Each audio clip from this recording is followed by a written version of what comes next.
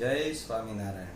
વિદ્યાર્થી મિત્રો, function part 3 એની અંદર હવે આપણે આગળનું ફંક્શન જોવા જઈ રહ્યા છીએ. અગાઉ આપણે છેલ્લે લોકેશન જોયું હતું. હવે આજે આપણે ટાઈમ વિશે વાત કરવાના છીએ. ડિસ્ક્રાઇબિંગ ટાઈમ એટલે કે સમયનો નિર્દેશ કરવાનો. સમયનો નિર્દેશ કરવા માટે કેટલાક શબ્દો, ધારો કે વેન, વાઇલ, આફ્ટર, બિફોર, પછી સમય આગળ હંમેશા એટ શબ્દ વપરાય છે. એટ અને ઓન શબ્દનો પણ ઉપયોગ થાય છે. On Monday, on 15th August, on 26th જાન્યુઆરી, આવા બધા શબ્દોનો ઉપયોગ થાય છે. તો એ રીતે આપણે સમય દર્શાવી શકીએ છીએ. સમયને 3 વિભાગમાં દર્શાવવામાં આવે છે, 3 વિભાગમાં ડિસ્ટ્રીબ્યુટ કરવામાં આવે છે. એટલે એને 3 ફંક્શન બને છે. એક તો ડિસ્ક્રાઇબિંગ ટાઈમ તો ખરો જ, કંઈમાં પણ સમય બતાવ્યો હોય તો ડિસ્ક્રાઇબિંગ ટાઈમ, પણ એની અંદર પોઈન્ટ ઓફ ટાઈમ અને ડ્યુરેશન ઓફ ટાઈમ. ડ્યુરેશન અને પોઈન્ટ ઓફ ટાઈમમાં શું, પોઈન્ટ ઓફ ટાઈમ ચોક્કસ સમય બતાવે છે અને ડ્યુરેશન ઓફ ટાઈમ જે છે સમયગાળો બતાવે છે. તો આપણે એને ઉદાહરણો દ્વારા જે સમજીશું ડાયરેક્ટલી. તો વાત કરીએ છીએ ડિસ્ક્રાઇબિંગ ટાઈમ. મિત્રો, ડિસ્ક્રાઇબિંગ ટાઈમમાં સમયનો નિર્દેશ થયેલો હોય છે આપણે વાત કરીએ એ પ્રમાણે, જેમાં વેન, વાઇલ, આફ્ટર, બિફોર એવા શબ્દો સમયની પૂર્વે વપરાયેલા હોય છે. વેન અને વાઇલ જે વાક્યમાં વપરાયેલા હોય એનો મતલબ થાય છે જ્યારે ત્યારે. હવે જ્યારે ત્યારે એટલે હંમેશા સમયની જ વાત કરવામાં આવેલી હોય છે. એટલે આવા સમય દર્શક શબ્દો જે સમયની પૂર્વે અથવા સમયનો નિર્દેશ કરવા માટે વપરાય છે. એક્ઝામ્પલ તરીકે જો આપણે આપેલું છે કે ભાઈ I get up at 6 o'clock in the morning. આવું વાક્ય આપેલું હોય તમારે આઈડેન્ટિફાય કરવાનું હોય તો આ સમય જોઈને ખબર પડી જાય કે ડિસ્ક્રાઇબિંગ ટાઈમ છે. અથવા તો તમને આઈ ગેટ અપ એટલું જ આપેલું છે ધારો કે, તો પાછળ શું લખી શકાય, તો તમે કંઈ ગમે તે સમય લખી શકો. જો કૌંસમાં ડિસ્ક્રાઇબિંગ ફંક્શન લખવાનું હોય અને કમ્પ્લીટ ધ સેન્ટેન્સ હોય અને ફક્ત આઈ ગેટ અપ આપેલું હોય તો આપણે શું લખી શકીએ, એટ 6 o'clock, એટ 5 o'clock, અથવા તો in the early in the morning, આવું લખી શકાય. When you found me my homework, આ વાક્ય શું બતાવે છે કે જ્યારે તમે મને ફોન કર્યો ત્યારે હું મારું ગૃહ કાર્ય કરી રહ્યો હતો. અહીંયા મિત્રો તમે વેનથી પ્રશ્ન કરો ને કે ભાઈ તમે તમારું ગૃહ કાર્ય ક્યારે કરી રહ્યા હતા, તો તમે કરો જ્યારે તમે મને ફોન કર્યો ત્યારે. એટલે વેનથી પ્રશ્ન પૂછવાથી જે જવાબ મળે એ સમય કહેવાય. વેનથી આપણે સમય જ પૂછીએ છીએ, માટે વેનથી પ્રશ્ન કરો અને જવાબ એમાંથી જો મળી રહેતો હોય તો સમજી લેવાનું કે આ વાક્ય એ ટાઈમનું છે, ડિસ્ક્રાઇબિંગ ટાઈમનું છે. અહીંયા જો she always leaves the office after completing her work, પોતાનું કામ પૂરું કર્યા પછી તે દરરોજ ઓફિસ છોડે છે. અહીંયા તમે વેનથી પ્રશ્ન કરી શકો કે તે દરરોજ ઓફિસ ક્યારે છોડે છે, તરત જ જવાબ મળશે આફ્ટર કમ્પ્લીટિંગ હર વર્ક.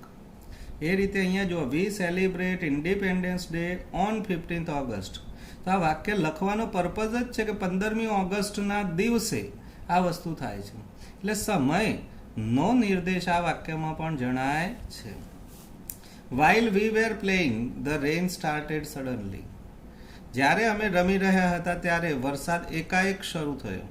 અહીંયા પણ તમે પ્રશ્ન કરી શકો કે ભાઈ વરસાદ ક્યારે શરૂ થયો, તો જવાબ શું મળશે, જ્યારે અમે રમી રહ્યા હતા ત્યારે. એટલે કે વેનથી પ્રશ્ન પૂછવાથી કોઈ પણ જવાબ મળે ત્યારે જો એ જવાબ એ વાક્યમાં છે તો સમજી લો કે અહીંયા ડિસ્ક્રાઇબિંગ ટાઈમ છે. હવે ટાઈમના પેટા વિભાગ પાડી દીધા આપણે અને આગળનું ફંક્શન જોઈએ, point of time. Point of time એટલે શું મિત્રો, ચોક્કસ સમય. હવે ચોક્કસ સમય મેં તમને પૂર્ણ વર્તમાનકાળ અને ચાલુ પૂર્ણ વર્તમાનકાળમાં બતાવેલો છે કે સિન્સ દ્વારા ચોક્કસ સમય સૂચવાય છે. આ ફંક્શનને સમજવા માટે આપણે શાનો સમજવું પડે, સિન્સને સમજવું પડે. આ સિન્સના ઉપયોગને બરાબર સમજીએ કે જે પૂર્ણ વર્તમાનકાળ અને ચાલુ પૂર્ણ વર્તમાનકાળ આ બે કાળની અંદર આ શબ્દનો આપણને જોવા મળ્યો છે. તમે કાળ બરાબર સમજ્યા હશો તો તમને ચોક્કસ આ આવડશે. તો અહીંયા she has completed her work since morning, એનો મતલબ એ થયો કે સવારથી જ તેણે તેનું કાર્ય પૂર્ણ કરી દીધું છે.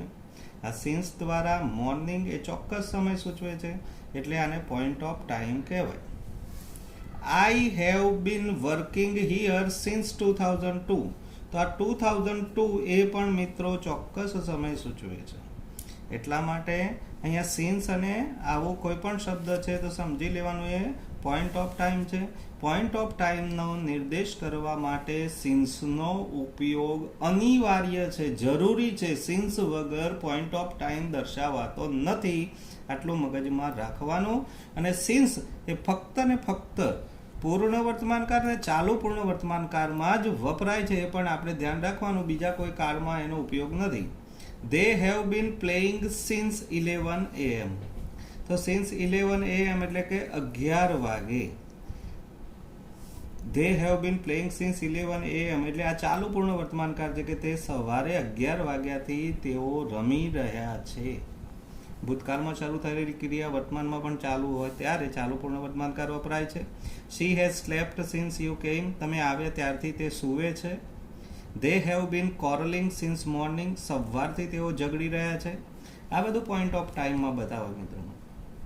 સિન્સ સાથે કેવા શબ્દો વપરાય છે એ પણ ખાસ જોઈ લો. Since January, since December, since February, કોઈ પણ મહિનો લઈ શકો. Since 9th July, since evening, since morning, since 1992, since Monday, since UK. આવા બધા શબ્દોનો ઉપયોગ થાય. તો પોઈન્ટ ઓફ ટાઈમ તમને સમજાઈ ગયો હશે મિત્રો.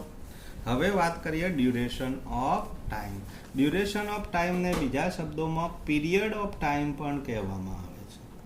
પીરિયડ ઓફ ટાઈમ એવું પણ આપણે કહી શકીએ.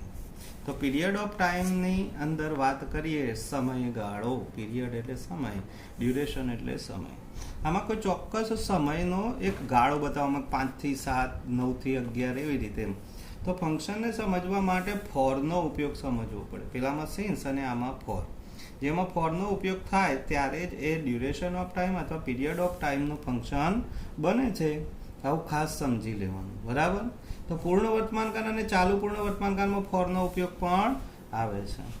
બીજી એક વસ્તુ આમાં ધ્યાન ખાસ એ રાખવાની છે કે હાઉ લોંગ એટલે એનો મતલબ થાય કેટલો સમય. ઘણા છોકરાઓ એવું સમજતા હોય છે કે હાઉ લોંગ એટલે કેટલું લાંબુ, અને એવો અર્થ નથી અહીંયા. કેટલો સમય. કેટલો સમયથી પૂછવાથી જવાબમાં શું મળે? સમયગાળો મળે. તો આવો પ્રશ્ન પૂછીને પણ ડ્યુરેશનનો નિર્દેશ થાય છે. એટલે હાઉ લોંગ વાળો પ્રશ્ન હોય તો એ સમજી લેવાનું કે કયું ફંક્શન છે? Duration of time. ખાસ યાદ રાખજો મિત્રો, હાઉ લોંગ વાળો પ્રશ્ન એ પણ ડ્યુરેશન બતાવે છે. તો how long do you stay in mount Abu every year? દર વર્ષે તમે માઉન્ટ આબુમાં કેટલો સમય રોકાણ કરો છો? આ ડ્યુરેશન ઓફ ટાઈમ ફંક્શન છે.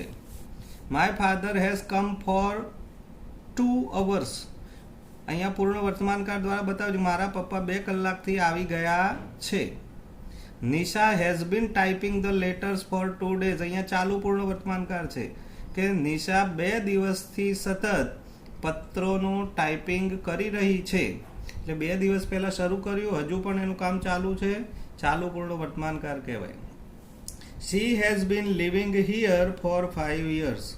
તેઓ છેલ્લા 5 વર્ષથી અહીંયા રહે છે. તો આ પણ for 5 years એ સમયગાળો બતાવે છે. The rain has not come for 2 months. વરસાદ 2 મહિનાથી આવ્યો નથી. આ પણ for એ પૂર્ણ વર્તમાનકાળના સૂચન માટે છે. તો આ રીતે જે for વાળો જે શબ્દ છે મિત્રો, for 2 days, for 5 years, for 3 hours, for 6 days, for 4 months, for last 5 days, for last 3 days, આવા જે કંઈ પણ શબ્દો છે એ પીરિયડ ઓફ ટાઈમ એટલે કે ડ્યુરેશન ઓફ ટાઈમ બતાવે છે. અહીંયા આ 3 ફંક્શન્સ એ સમય વિશેના છે મિત્રો.